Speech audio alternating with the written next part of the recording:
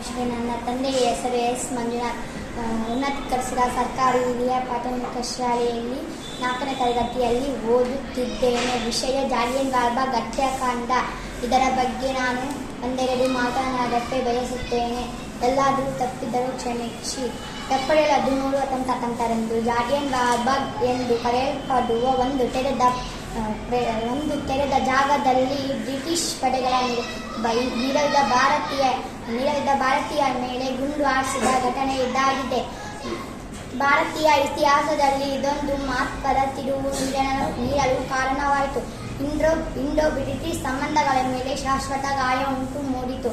13 April 1919ರಂದು ಜಾಲಿಯನ್ Walabagh ಎಂಬ ಪಂಜಾಬ್ ರಾಜ್ಯದ ಅಮೃತಸರದ ಒಂದು ತೆರೆದ ಪ್ರದೇಶದಲ್ಲಿ ಮಧ್ಯಾಹ್ನ ಸುಮಾರು 10,000 ಪುರುಷರು ಹಾಗೂ ಮಹಿಳೆಯರು ಹಾಗೂ ಮಕ್ಕಳು ವಸಂತ ಹಬ್ಬವಾದ ಬೈಸಾಖಿಯನ್ನು ಆಚರಿಸಲು ಈ ಪ್ರದೇಶದಲ್ಲಿ ಸೇರಿತ್ತು.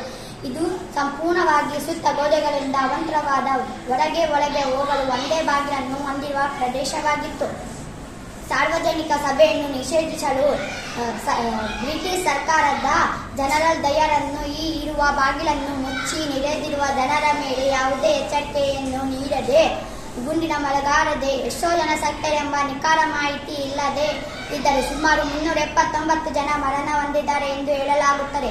ಎಷ್ಟೋ ಜನರು ಹೆದರಿ ಅಲ್ಲೇ ಇರುವ ಬಾವಿಗೆ ಹಾರಿ ಪ್ರಾಣ ಕಳೆದುಕೊಂಡರು. ಸಾವಿರಾರು ಜನರು ಗಾಯಗೊಂಡರು. ಎಷ್ಟೋ ಜನರು ತುಳಿಕೆಗೆ ಒಳಗಾಗಿ ಪ್ರಾಣ ಬಿಟ್ಟರು. ಇದನ್ನು ಸರ್ಕಾರ ಗಾಯಗೊಂಡರನ್ನು ನೋಡದೆ ಸುಮ್ಮನೆ ಬಿಟ್ಟಿತ್ತು. ಈ ಸುದ್ದಿ ಹರಡದಂತೆ ಇಡೀ ಭಾರತದಲ್ಲಿ ಬ್ರಿಟಿಷ್ ಸರ್ಕಾರದ ವಿರುದ್ಧ ಆಕ್ರೋಶ ಬೆಳೆಯಿತು. ಮಹಾತ್ಮ ಗಾಂಧೀಜಿಯವರ ಅಹಿಂಸಾತ್ಮಕ ಪ್ರತಿಭಟನೆಗೆ ಕರೆ ಕೊಟ್ಟರು. ರವೀಂದ್ರನಾಥ್ ಠಾಕೂರ್ 1912ರಲ್ಲಿ ಪಡೆದ ನೈಟ್ಹುಡ್ ಪ್ರಶಸ್ತಿಯನ್ನು ತ್ಯಜಿಸಿದರು. ಬ್ರಿಟಿಷನ ಹೌಸ್ ಆಫ್ ಲ್ಯಾಂಡ್ನಲ್ಲಿ ಡಯರ್ನ ಈ ಕ್ರಮವನ್ನು ಹೋಗಲಿ ಪಂಜಾಬ್ ಸಂರಕ್ಷಕ ಎಂಬ ಧೈರ್ಯ ವ್ಯಾಖ್ಯವನ್ನು ಹೊಂದಿದ ಖಡ್ಗವನ್ನು ನೀಡಿತು. ಇಲ್ಲಿಗೆ ನನ್ನ ಪುಟ್ಟ ಭಾಷಣ ಮುಕ್ತಾಯ.